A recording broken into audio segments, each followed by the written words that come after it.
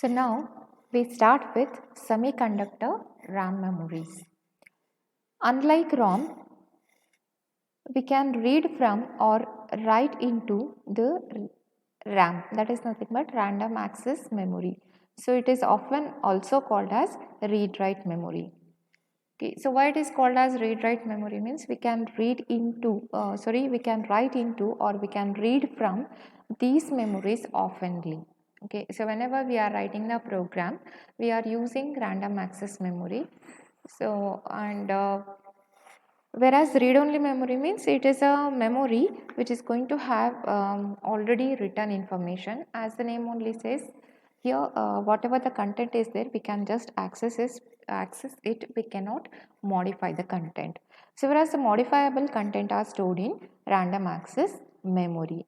So they are volatile in nature, means the data which are held in this memory are vanished once the power goes off. So there are two types of RAMs. So one is called static RAM and another one is called dynamic RAM. Here we will see about the internal organization of memory chips. So before going in detail about the diagram about the internal organization of memory chip, we have to remember some of the concept. So here the some of the concept are like this: each memory cell can hold one bit of information, means a cell going to hold only one bit of information. And then a memory cell are organized into the form of an arrays. Means we are going to have an array. This array can be a single dimension array or two dimension array, so which is nothing but a set of cells. So using this set of cells, we are going to store set of bits. So one row is one memory word. So means if we are having a single line, it means it is a single word. So this word can be n number of bits. So if we are having a word of 4-bit length, means it is going to store 4 bit of information. So and that 4-bit is going to form a one memory word, and that is nothing but one row. All cells of a row are connected to a common line. So all cells in a row are connected to a common line and we call this line as word line. Okay, so ಎಲ್ಲ cells ಏನಿದೆ ಒಂದು row ಅಲ್ಲಿ ಇರೋಂಥ ಎಲ್ಲ ಸೆಲ್ಸನ್ನು ಒಂದು common ಲೈನಿಂದ connect ಮಾಡ್ತೀವಿ and that is called as word line. So and then word line is connected to the address decoder. So ಈ ವರ್ಡ್ ಲೈನ್ಸ್ ಎಲ್ಲನೂ ಕೂಡ ಒಂದು ಅಡ್ರೆಸ್ ಡಿಕೋಡರಿಗೆ ಕನೆಕ್ಟ್ ಆಗಿರುತ್ತೆ.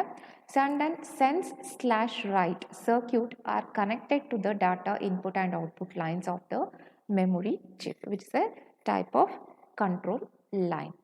So here we will see the diagram which shows the organization of bit cell in a memory chip. So in this diagram, we are going to have 4 address lines, as you can see: A0, A1, A2 and A3. So these are 4 different lines of addresses. So this is connected to the address decoder. So and in order to enable this, we are having one more signal called as memory enable signal, and when this signal is 0, it means that none of the outputs can be selected. When the memory enable line is equal to 1, it means that this address decoder is going to decode any of these lines. So this address decoder, it is called as 4 into 16 address decoder. So here 4 is nothing but the number of input lines, 16 is nothing but the number of different output lines it is giving. So and these output lines are called as word lines or data lines. So here the first word line is indicated by 0. So and the last 16th word line is indicated by the subscript 15. So totally we are having 16 different word lines which are connected to this address decoder. So and depending upon the values of A0 to A3, one of these 16 word lines gets selected. So in each and every word line we are having a set of cells.